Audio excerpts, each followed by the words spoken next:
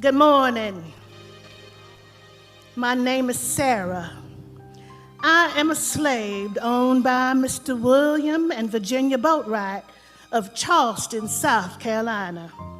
My mama is also owned by Massa Boatwright, and she is Miss Virginia's personal servant and nanny for her children.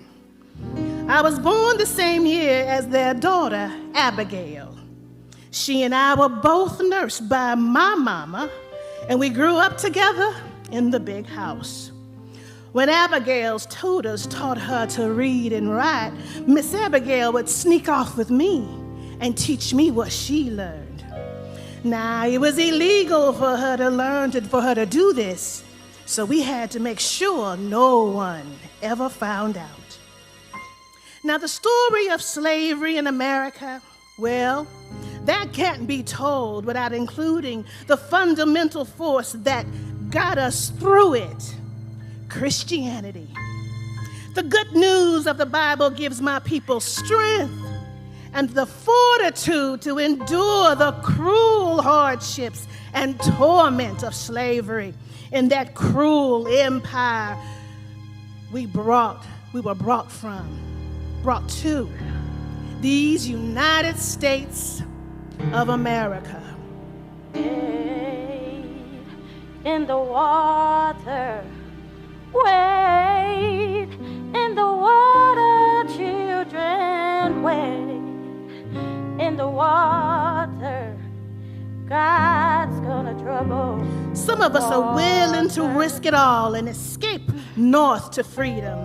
Songs like "Wade in the Water" is used to signal other slaves they're going to use the path of the Mississippi River to guide them north to the freedom land. Wade in the water, wade in the water, children, wade in the water. God's gonna trouble the water. Wade in the water, wade in the water, children, wade in the water. God's gonna trouble the water. Yeah, let's go. Now, at first, them slave owners didn't want us learning about no Bible. They were scared it would cause us to revolt and want to seek our freedom. But that didn't stop these white evangelical Baptist and Methodist preachers from traveling all throughout the South, doing what y'all call now the Great Awakening. They working real hard to win souls for Christ, white and black. Now, we already had a rich cultural heritage of rituals, songs, and religious beliefs we brought with us from the motherland, but many of us converted from Muslim and other African spiritual practices and became Christians.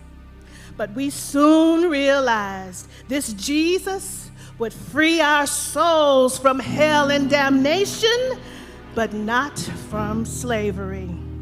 These white folks used the Bible to teach us to be obedient and good slaves here on earth, and that our reward would be in heaven.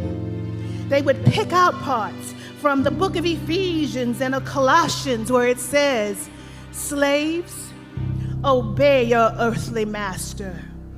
They wanted us to be docile and obedient. But when we eventually learned the story in the book of Exodus, where the Israelites would gain their freedom from Pharaoh, Moses became one of our heroes.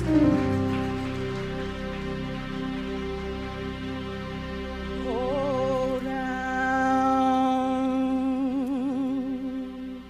Moses.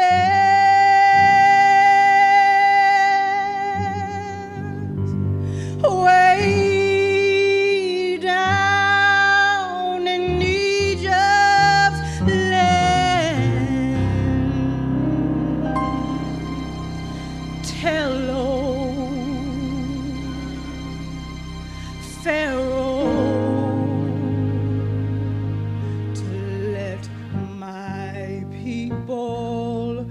Oh,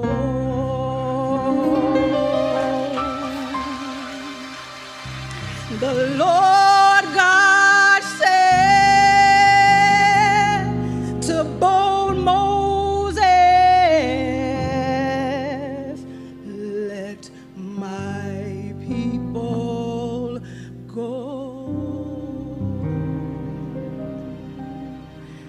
If not, house might your firstborn day, let my people go. Go down, Moses, way down in Egypt's land. Tell Pharaoh to let my people go.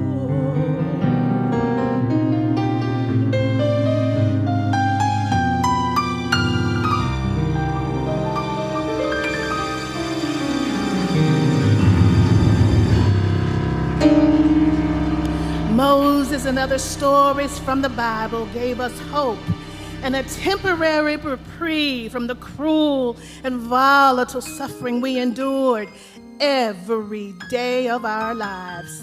Spirituals were songs that build up our faith and sustained us through a life of hard labor, sexual abuse, and family separations. But it was the sacrificial suffering of a man from Nazareth that named Jesus that would ultimately resonate with my people. The unjust persecution and the suffering at the hands of an evil empire is how we identified with Jesus. Enslaved Africans and our descendants embraced Jesus' message of love, hope, and deliverance. I just pray that my children and my children's children will continue to gather in His name to sing, pray, and worship God until we are all is free. I just can't give up now. Come too far from where I started from. Nobody told me the road would be easy, and I don't believe He brought me this far to